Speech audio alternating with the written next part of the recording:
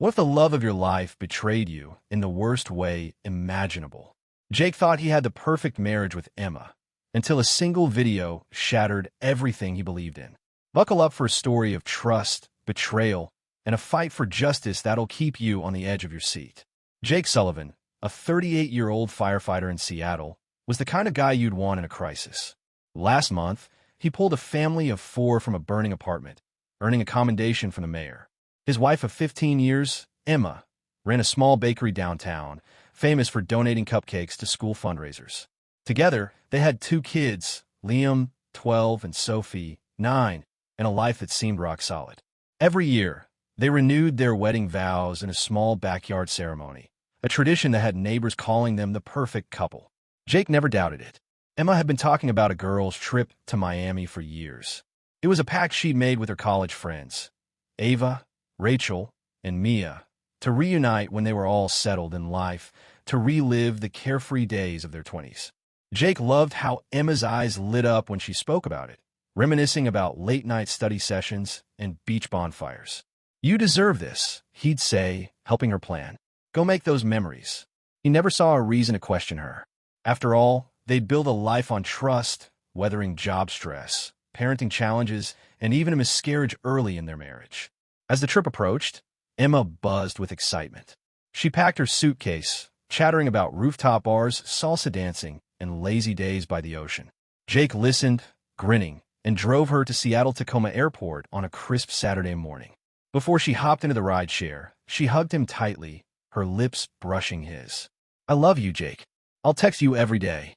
He waved as the car pulled away, feeling the quiet confidence of a man secure in his marriage. The first few days, Emma's texts were a stream of joy. Photos of her with Ava, Rachel, and Mia sipping cocktails by a glittering Miami pool or laughing on a boat tour. "Wish you were here," she wrote, followed by a heart emoji. Jake sent back a thumbs up, happy she was having fun. He spent his days off coaching Liam's soccer team and helping Sophie with a school project, the house humming with their usual routine. On the 4th day, everything changed. Jake was wiping down the kitchen counter after dinner when his phone buzzed. It was Tom, an old high school buddy who'd moved to Miami to work in tech. They hadn't spoken in years, so the call felt odd. Jake answered, expecting a quick catch-up. "Hey man, how's it going?" he said, leaning against the counter. Tom's voice was low, hesitant. "Jake, I need to talk to you about something serious. Can we go private?" Jake's stomach tightened.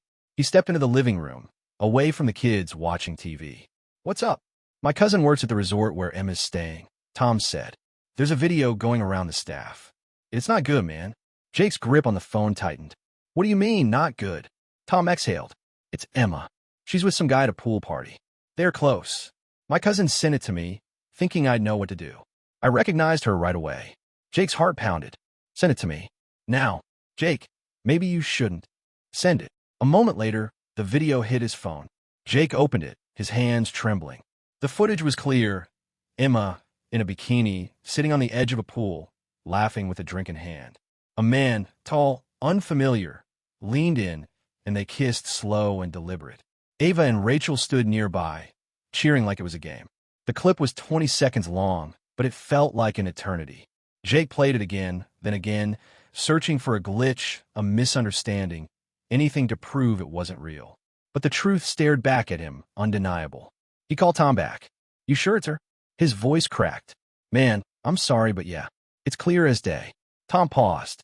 "My cousin heard from the staff that the girls planned this trip as some kind of freedom pact from their college days, like a chance to let loose." Jake's mind spun. A pact? Emma had never mentioned anything like that. All those years, her stories about the trip were about friendship, nostalgia. Not this. He thought of her texts, her "I love you" at the airport. Was it all a lie? He sank onto the couch, the kids' laughter from the next room, now a distant echo. He texted Emma, "Call me." "Now," she replied almost instantly, at a bar with the girls, super loud. "Can we talk tomorrow?" "Miss you." The casual tone hit like a slap. Jake didn't respond. He couldn't. Instead, he called Tom's cousin, a guy named Luis who worked security at the resort. Luis confirmed the video wasn't a one-off. "Those ladies were wild," he said. "They've been partying hard, flirting with guys all week. I heard them joking about some no-rules deal they made years ago." Jake hung up, his chest tight. He didn't sleep that night. Replaying the video, Emma's texts, her voice saying, "I love you." By morning, he knew he couldn't wait. He booked a flight to Miami, telling the kids he had a last-minute work trip. As he boarded the plane, his phone buzzed with another text from Emma, a photo of her smiling on a beach, captioned, "Paradise." Jake stared at it, his jaw clenched, and powered off his phone. He was done waiting for answers. He'd find them himself. Jake's world is crumbling after a video exposed his wife Emma's betrayal. Now, he's on a plane to Miami, chasing answers that could destroy his marriage, or force him to face a truth he's not ready for. Will confronting her uncover a mistake or a deeper lie? The stakes have never been higher. Jake Sullivan's flight to Miami was a blur of turbulence and dread. The 38-year-old Seattle firefighter clutched his phone, the damning video of Emma kissing another man looping in his mind. He'd left his kids, Liam and Sophie, with his sister, claiming a work emergency. The lie stung, but not as much as Emma's carefree texts. Pictures of beaches and cocktails, as if she hadn't shattered their 15-year marriage. By the time the plane touched down, Jake's shock had hardened into resolve. He needed to see her, hear her explanation, even if it broke him. At Miami International Airport, Jake rented a car and drove straight to the resort, guided by the address Tom's cousin, Luis, had given him. It was past 9 p.m., the city pulsing with neon lights and music. Jake's hands gripped the wheel, his pulse racing. What would he say? What if she laughed it off? Or worse, what if she admitted it was planned? Luis had mentioned a freedom pact Emma and her college friends made years ago, a vow to let loose without consequences. The idea gnawed at Jake, turning every memory of Emma's excitement for this trip into a question mark. He pulled into the resort's lot, a sprawling complex with palm trees and glowing pools. Luis met him near the staff entrance, a wiry guy in a security uniform. "She's at the rooftop bar with her friends," Luis said, glancing at Jake's tense expression. "Room 714, if you need to check later." "You sure you want to do this now?" Jake nodded, his jaw tight.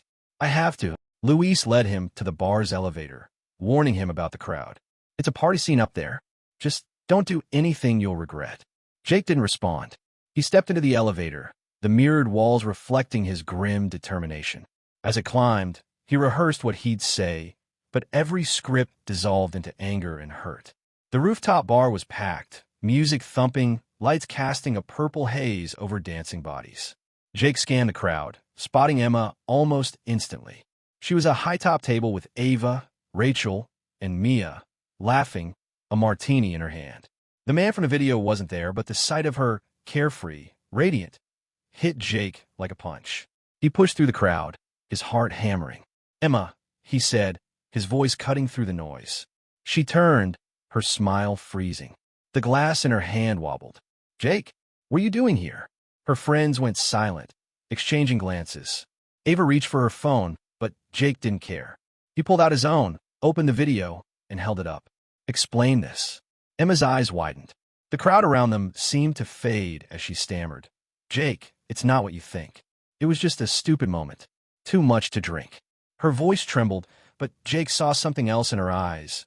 Panic, not remorse. "Stupid moment," he said, stepping closer. "You're kissing some guy while your friends cheer. Luis told me about your pact.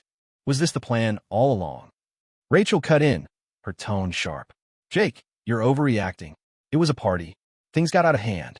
Mia nodded, but Emma stayed quiet, her gaze darting to her friends. Jake's stomach twisted. Their unity felt rehearsed, like they'd prepared for this. "Out of hand," he said, his voice rising. "You lied to me, Emma. For years, you talked about this trip like it was about friendship. Was I ever part of the truth?" Emma grabbed his arm, pulling him toward a quieter corner. "Please, let's talk privately. I can explain." Her touch, once comforting, now felt foreign. Jake followed, but only because he needed answers. They stopped near a railing, the Miami skyline glittering below. "It was a mistake," Emma said, tears welling. "That guy meant nothing. We were just caught up in a vibe. I love you, Jake. You have to believe me." He wanted to, God, he wanted to, but her words rang hollow. "What's the pact, Emma? Tell me the truth." She hesitated, then sighed. "It was a dumb thing we said in college. A one-time trip to let go, be free. No one was supposed to get hurt." Jake's chest tightened. "So, you planned to cheat? All of you?" "No, it wasn't like that. It just happened." Her voice cracked, but Jake saw her glance back at her friends, as if checking for backup. He stepped back. I'm done with lies. I'm checking your room. Emma's face paled. Jake, no. There's nothing there. But her protest only fueled his suspicion. He turned, heading for the elevator, ignoring her calls. She followed, pleading, but he didn't stop. At room 714, he used the keycard Louise had slipped him. Emma grabbed his arm. Please don't. He pushed open the door. The room was tidy, but on the nightstand sat a man's watch, not his. Jake's blood ran cold. Whose is this? He demanded. Emma froze. I don't know. Maybe Ava's boyfriend. Ava's single, Jake said, his voice low. He pocketed the watch and faced her. I'm calling you a cab. You're flying home tomorrow. We're done until you tell me everything. Emma sobbed, but Jake walked out, her cries echoing behind him. He texted Tom, asking him to dig into the guy from the video. As he drove to a motel, his phone buzzed with a voicemail from Emma. Jake, I'm so sorry. I'll fix this. Please don't leave me. He deleted it, his resolve hardening. Whatever came next, he'd face it head-on. Jake's marriage is in ruins after catching Emma's betrayal in Miami. Now, back in Seattle, he's piecing together her lies, but a shocking accident and a hidden truth push him to the edge. Will he uncover the full scope of her deception, or will her tears pull him back in her web? Jake Sullivan sat in a Seattle motel, the hum of the air conditioner barely drowning out the chaos in his head. The 38-year-old firefighter had flown back from Miami hours after confronting Emma at her resort. Her tearful pleas and the stranger's watch on her nightstand burned into his memory. He demanded she return home, booking her a flight for the next day, but sleep eluded him. The video of Emma kissing another man, her friend's complicity, and her vague admission of a freedom pact churned in his mind. Was their 15-year marriage a lie? His phone buzzed with a text from Tom, his friend in Miami. Got a lead on the guy from the video. Name's Ryan Carter, a real estate agent.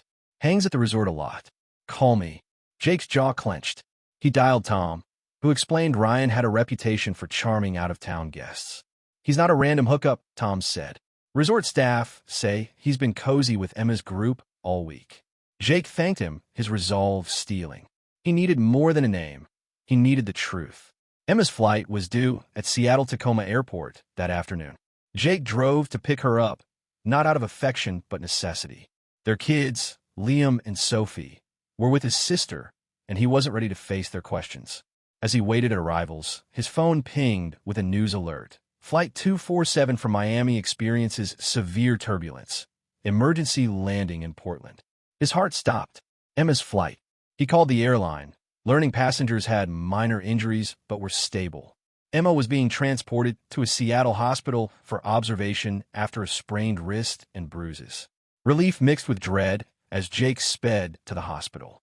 Despite everything, he couldn't abandon her in a crisis. Not after 15 years, not with their kids. At the ER, he found Emma in a curtained bay, her arm in a sling, eyes red from crying.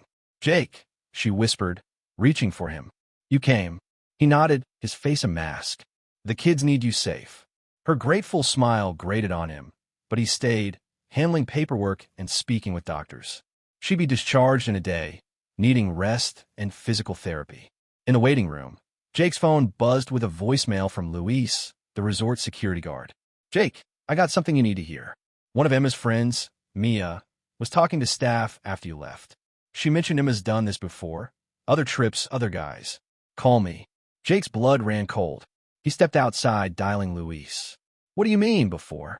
Luis hesitated. Mia was drunk, venting. Said Emma's been living it up on girls' trips for years. San Diego, Vegas, same deal, different guys. Her friends cover for her. I'm sorry, man. Jake hung up, his hands shaking. He thought of Emma's solo weekends, her work retreats. Had he been blind all along? Back at the hospital, Emma tried to bridge the gap. Jake, I messed up in Miami, but I swear it was a one-time thing. Can we talk? Her voice was soft, pleading, but Jake saw through it. He didn't mention Luis's call. Instead, he said, rest. We'll deal with this later. She nodded, but her eyes darted nervously, as if sensing his distrust. That night, Jake stayed at the hospital, dozing in a chair. His mind raced with questions. How deep did Emma's lies go? Was their entire marriage a facade? He needed proof, something undeniable. The next morning, A hospital social worker mentioned Emma could benefit from therapy to cope with the accident stress. Emma agreed eagerly, saying, "Maybe it'll help us too, Jake." He nodded, an idea forming. If she was hiding more, a therapist might get her to talk. While Emma napped, Jake made a risky move. He borrowed a small voice recorder from a nurse friend, claiming it was for a work report. Heart pounding, he slipped it into Emma's hospital bag, hidden in a side pocket, set to record her therapy session that afternoon. It was a violation, he knew, legally shaky, ethically worse, but he was desperate.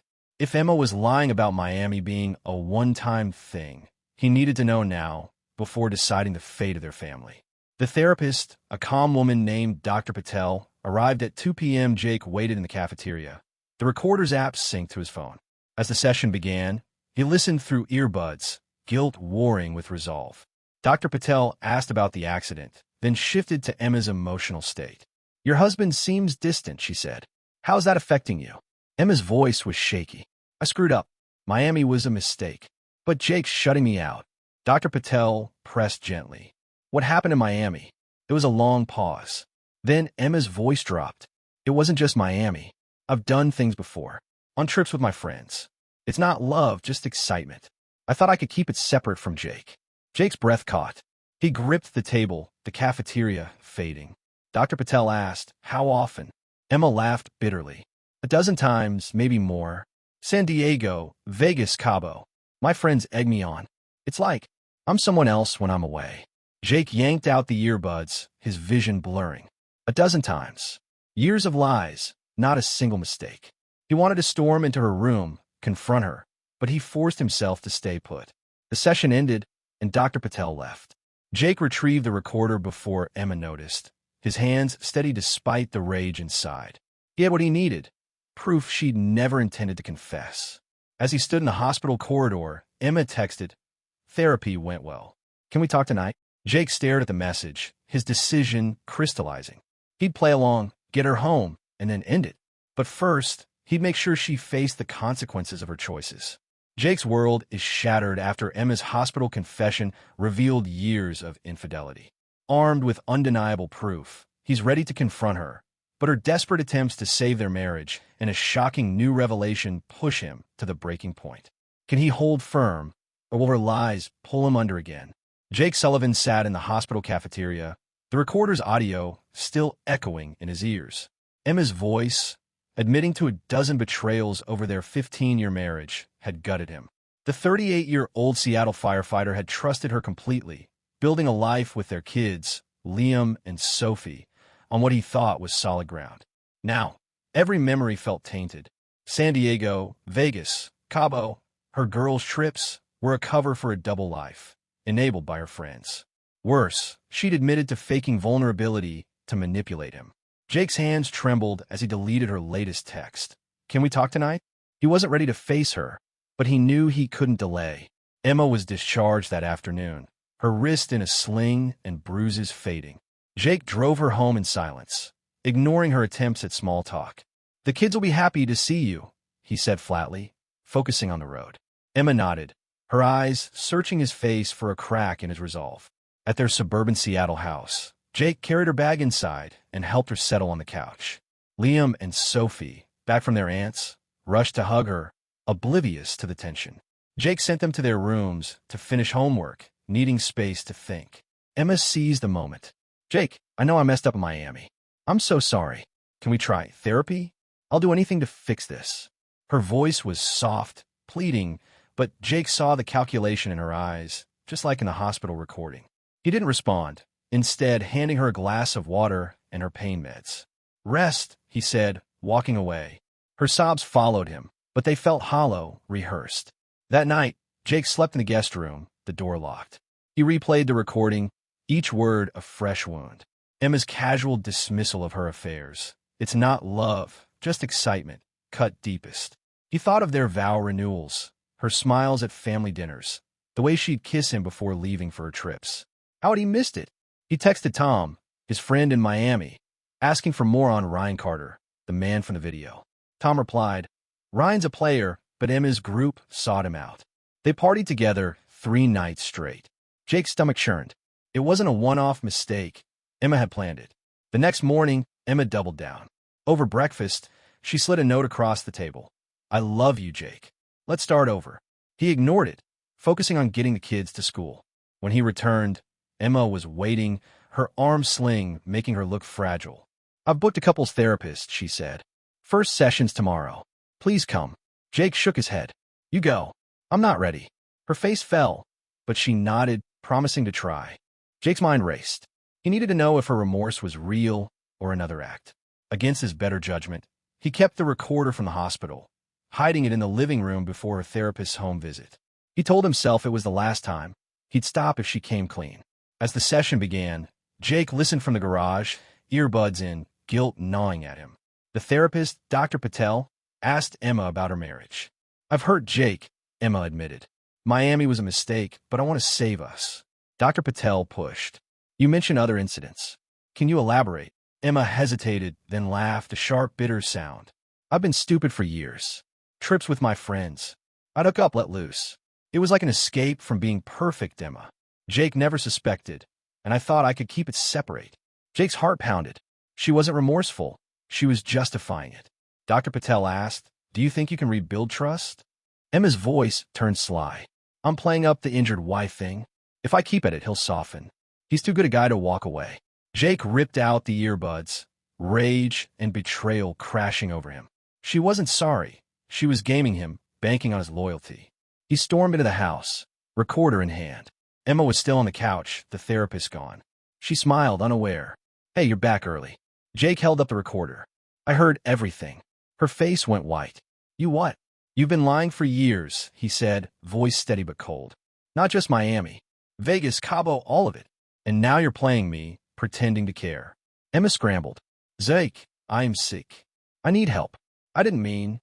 Stop. He cut her off. You've had years to come clean. You chose this. He turned away, her sobs growing desperate. I'm taking the kids to my sister's. You're leaving this house as soon as you're cleared by the doctor. Emma grabbed his arm. Please, Jake, for the kids. I'll change. I'll go to therapy, anything. He shook her off. You don't get to use the kids. Not anymore. He walked out, calling his sister to arrange for Liam and Sophie. That evening, he contacted a divorce lawyer, setting a meeting for the next day. As he packed a bag for the kids, his phone buzzed with a text from Tom, found Ryan Carter's socials. He posted pics with Emma, dated last year too. Jake's chest tightened. The betrayal wasn't new, it was a pattern. He forwarded the evidence to his lawyer, his decision final. Emma's lies had cost her everything, and Jake was done being her fool. Jake has uncovered Emma's years of lies, her calculated betrayal exposed by a hidden recorder. Now, with divorce papers in hand and his kid's future at stake, he faces one final test. Can he walk away from the woman he loved for 15 years, or will her last desperate plea derail his fight for a new beginning? Jake Sullivan stood in the driveway of his Seattle home, watching the taxi pull away with Emma inside.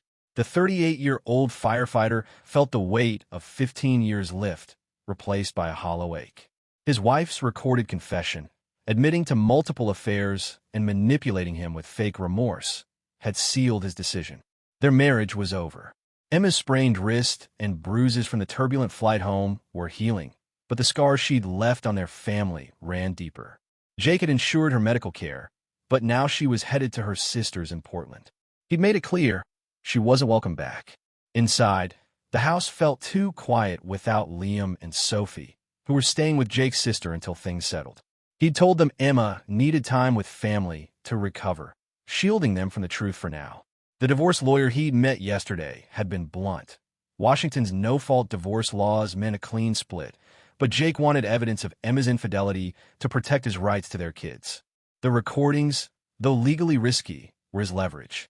He sent them to the lawyer, along with screenshots from Tom, his friend in Miami, showing Emma with Ryan Carter, the man from the resort video, on social media posts from last year. The betrayal wasn't a one-off, it was a lifestyle. Emma's texts flooded his phone as the taxi drove off. Jake, please, let's talk. I'm so sorry. I'll change. He ignored them, deleting each one. Her apologies, once a lifeline he might have clung to, now sounded like noise. He thought of her hospital confession, laughing off her affairs as excitement, banking on his loyalty to forgive her. The memory fueled his resolve. He wasn't the naive husband anymore. That afternoon, Jake met with his lawyer, Sarah, at her downtown office. She reviewed the evidence, her expression grim. The recordings are a gray area. Washington's two-party consent laws could make them inadmissible. But the social media posts and witness statements from the resort staff strengthened your case for custody. Jake nodded, his focus on Liam and Sophie. I just want what's best for them. She can't keep lying and expect to stay in their lives. Sarah outlined the next steps: filing for divorce, requesting primary custody, and ensuring Emma's financial support during her recovery. Jake agreed, insisting on covering her medical bills until she was cleared. I don't want her destitute, he said. I just want her gone. Sarah promised to move fast, scheduling a mediation in 2 weeks. As Jake left, she warned, Emma might fight dirty. Be ready. Back home, Jake faced an unexpected challenge. Emma's sister, Claire, called, her voice sharp. You're kicking her out when she's injured? She's a mess, Jake. She says you're overreacting. Jake's temper flared, but he kept it in check. Claire, she's been cheating for years. Ask her about Vegas, Cabo, Miami. I have proof. There was a long pause. Claire sighed. She didn't tell me that. I'll talk to her. Jake hung up, hoping Claire would see the truth. That evening, Emma showed up unannounced, her sling still on, eyes puffy from crying. Jake was fixing dinner for the kids, who were due back soon. What are you doing here? He asked, blocking the doorway. I can't lose you, Emma said, stepping closer. I told Claire everything. I'm starting therapy, real therapy, not just talk. I'm broken, Jake, but I can fix it. For you, for the kids. Her voice cracked, and for a moment, Jake saw the woman he'd loved, the one who'd cheered at Liam's soccer games, who'd baked Sophie's birthday cakes. But then he remembered her sly laugh on the recording, admitting she'd played him. You had years to fix it, he said, voice cold. You chose to lie. Emma grabbed his hand. I'm begging you. One chance. We can go to counseling together.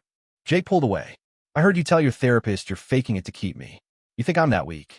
Her face crumpled, confirming his suspicions. She hadn't expected the recording. Before she could respond, Liam and Sophie ran up the driveway, dropped off by Jake's sister. Mom, they shouted, hugging her. Emma knelt, tears streaming, and Jake's heart twisted. He didn't want to hurt his kids, but he couldn't let her manipulate them too. Kids, go inside, he said. They hesitated, sensing the tension, but obeyed. Jake faced Emma. You have 1 minute to leave, or I call Claire to get you. Emma stood, defeated. I'll go, but I'm not giving up on us. She limped to a waiting cab, and Jake watched it disappear, his chest tight, but his mind clear. Over the next week, Jake focused on stability. He took Liam and Sophie to school, coached their teams, and joined a local volunteer group rebuilding homes after a recent storm. The work grounded him, reminding him who he was, a man who showed up, who did right. His lawyer called with updates. Emma had agreed to mediation, admitting to the affairs to avoid a drawn-out fight. Jake felt no triumph, only relief.